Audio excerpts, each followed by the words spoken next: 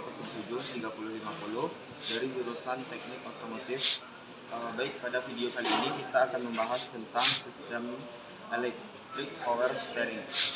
Dimana di sini teman-teman bisa lihat di sini adalah bentuk simulator yang berada pada saya ini adalah bentuk simulator dari electric power steering.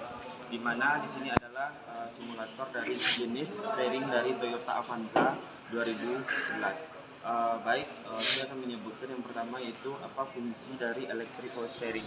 Di mana electric power steering ini memberikan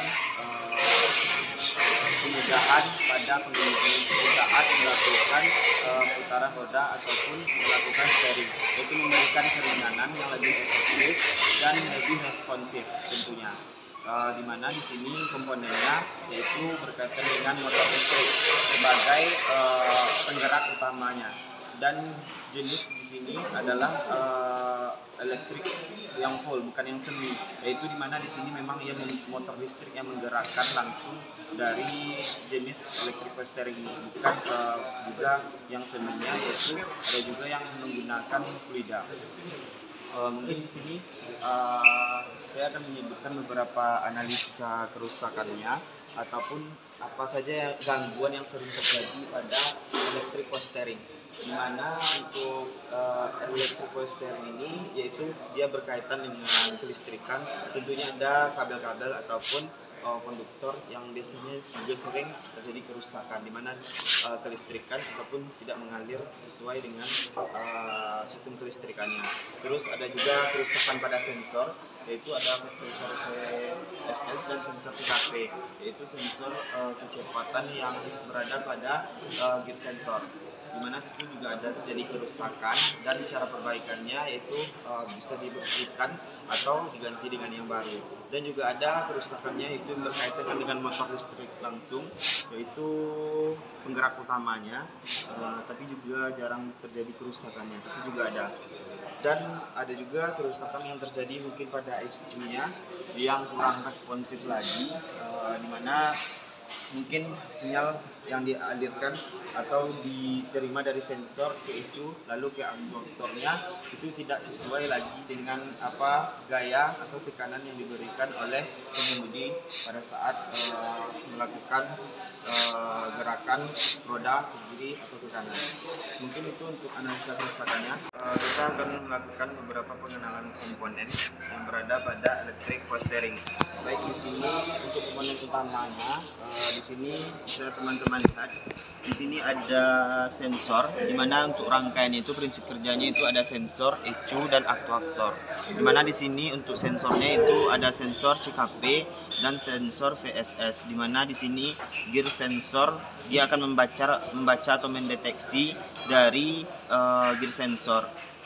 Dan langsung saya sebutkan untuk langkah kerjanya, di mana pada saat pengemudi memberikan gaya atau tekanan yang nantinya akan dibaca oleh sensor CKP dan VSS, dan kemudian sensor ini akan memberikan sinyal listrik kepada yang namanya ECU, di mana ECU ini akan memproses berapa besar tekanan yang akan diberikan kepada main shaft steering, di mana di situ aktuator itu akan mengirimkan sinyal kepada aktuator. Aktuator itu di mana di sini sebagai perangkat output penggerak yaitu adalah motor listrik, dan motor listrik ini akan membantu dari gerakan utamanya yaitu untuk meringankan steering nanti yang terhubung ke main shaft dari steering. Maka untuk putaran kemudi rodanya akan terasa lebih ringan dan lebih responsif. Mungkin itulah komponennya, yaitu ada steering ya, terus ada sensor VSS, CKP, ada ECU, dan perangkat aktuatornya yaitu motor listriknya. Mungkin itu.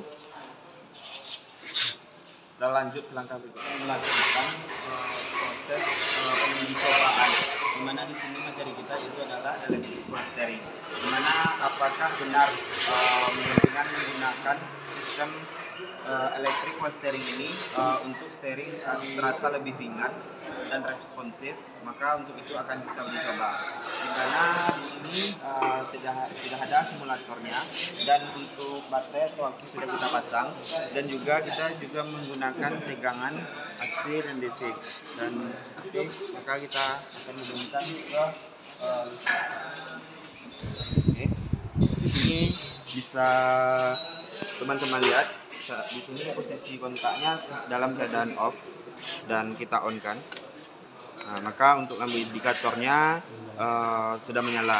Dan untuk sistem electric power steering ini dapat bekerja, kita harus pastikan bahwa untuk sensor, ECU dan aktuatornya itu berfungsi dengan baik dan bisa digunakan. Dan untuk ECU-nya dan sensor itu sudah dalam keadaan baik, dan juga kita lihat bagaimana kondisi dari aktuator atau motor listrik penggerak dari electric power steering ini. Maka untuk itu kita buka terlebih dahulu. Baik, di sini kita menggunakan kunci T12. Oke, kita matikan terlebih dahulu. Oke, kita buka dan kita cek bagaimana kondisi motor listriknya. Apakah bisa bekerja dengan baik nantinya?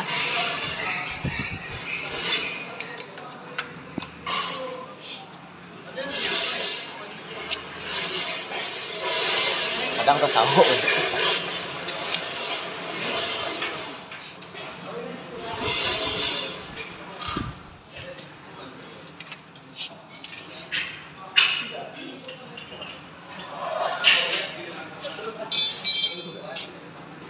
Baik, di sini kita bisa lihat, di sini ada motor listriknya. Kita tes, kita hidupkan dan kita on-kan kontak, dan kita tes dengan menggunakan motor penggerak yang berada di bawah. Bisa kita tekan dengan kaki dan kita tes. Nah, di sini sudah ada respon dari motor penggeraknya. Teman-teman bisa lihat. Nah, jadi nanti ketika pengemudi memberikan gaya dari steering, putaran ke kiri atau ke kanan, maka motor listrik ini juga membantu, yang mana prinsip kerjanya itu mulai dari sensor, di mana kecepatan dideteksi dan dikirim ke ECU dan dikirimkan ke aktuator, di mana aktuator memberikan gaya nantinya pada saat pengemudi memberikan gaya putaran ke kiri atau ke kanan. Oke. Kita pasang lagi dan kita lihat apakah benar bekerja, apakah benar bahwa dengan electric power steering ini kemudi terasa lebih ringan atau lebih halus. Oke, kita pasang terlebih dahulu kembali, kita matikan kunci kontak.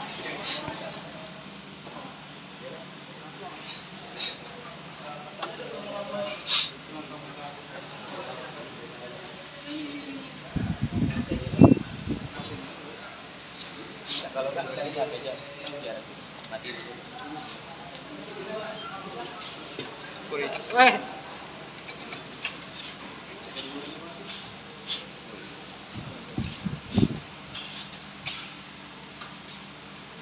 Cak merah anak. Samsung je, iPhone je. Boleh. 14 kali. Baik, teman-teman, di sini sudah kita lakukan pemasangan kembali. Ini kita akan melakukan proses pengetesan dari bagaimana, apakah menjadi lebih ringan atau tidak, apakah ia berfungsi dengan baik atau tidak.